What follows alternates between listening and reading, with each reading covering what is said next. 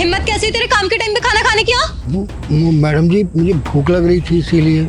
अच्छा, भूख लग रही थी तो लंच नहीं मिलता क्या तुम लोगों को? काम छोड़ के खाना खाने बैठ जाओ, और कुछ गायब हो गए, कुछ नुकसान होगा, उसका रिस्पॉन्सिबल कौन होगा?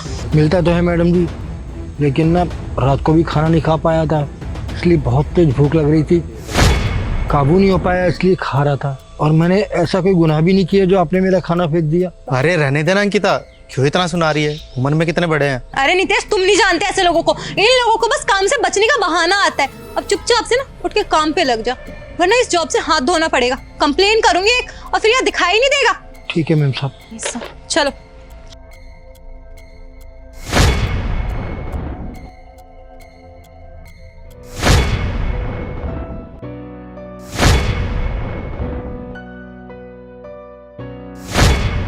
ये खाना कैसे गिरा? साहब जी ना गलती से मेरे हाथ से टिफिन छूट गया इसलिए गिर गया। क्या अंकल, थोड़ा तो ध्यान रखा करो। अब क्या खाओगे आप? साहब मैंने जितना खा सकता था खा लिया था, बाकी गिर गया, कोई बात नहीं। झूठ तो नहीं बोल रहे? जी नहीं साहब। चलो कोई बात नहीं।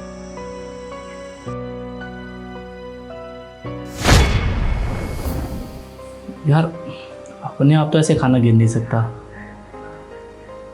और अंकल लग भी रहे झूठ बोल रहे हैं।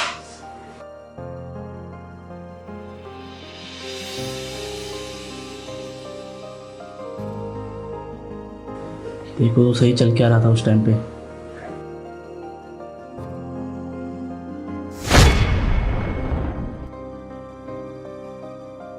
अच्छा, तो इन लोगों ने ये सब किया है।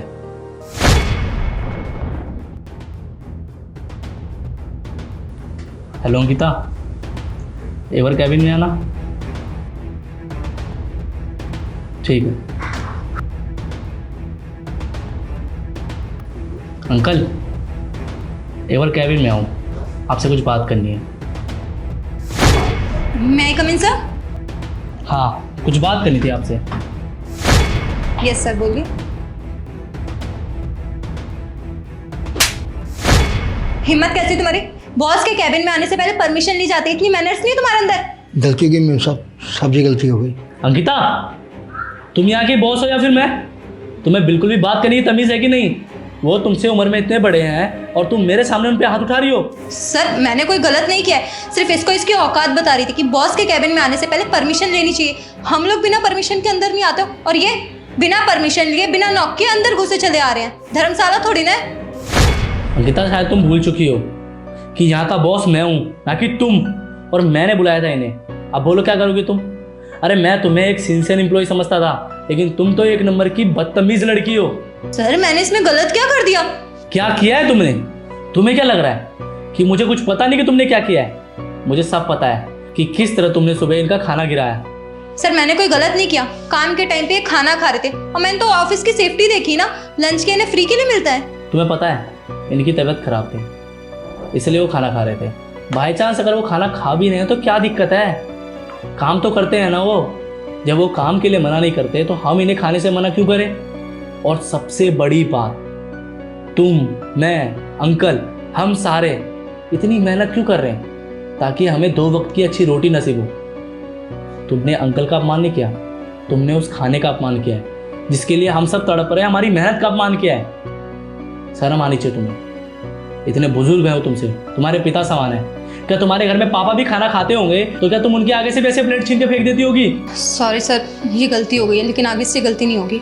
इस चीज़ की ना कोई माफ़ी नहीं है। समझे जो तुमने किया है? अगर आइंदा इस ऑफिस में हुआ ना तो याद रखना, वो दिन इस ऑफिस में तुम्हारा आखिरी दिन होगा। अब जाओ यहाँ से। अंकल, इतना सब कुछ हो गया आपके साथ और आपने मुझे बताया भी नहीं। साहब जी गरीब आदमी हूँ, और गरीबों के साथ तो अक्सर ऐसा होता ही है। लेकिन मैडम जी की बात सही थी कि ड्यूटी के टाइम मुझे खाना नहीं खाना चाहिए था, लेकिन साहब क्या करता, मजबूरी थी, बर्दाश्त नहीं हो पा रही थी भूख, इसलिए गलती हो गई। लेकिन साहब माना मैंने गलती की, लेकिन मैडम जी की भी तो गलती थी, उन्हें इस तरह मेरा खाना नहीं फेंकना चाहिए था। उसकी तरफ से मैं माफ़ी मांगता हूँ अंकल, पर अगर आइंदा आपको किसी ने ऐसे परेशान किया ना तो आप सीधा मेरे पास आइएगा। मैं भी आपके बेटे की तरह हूँ। चाहिए आप अपना काम कीजिए, कैंटीन से बोल के खाना भिजवाता हूँ आपके लिए। धन्यवाद साहब जी।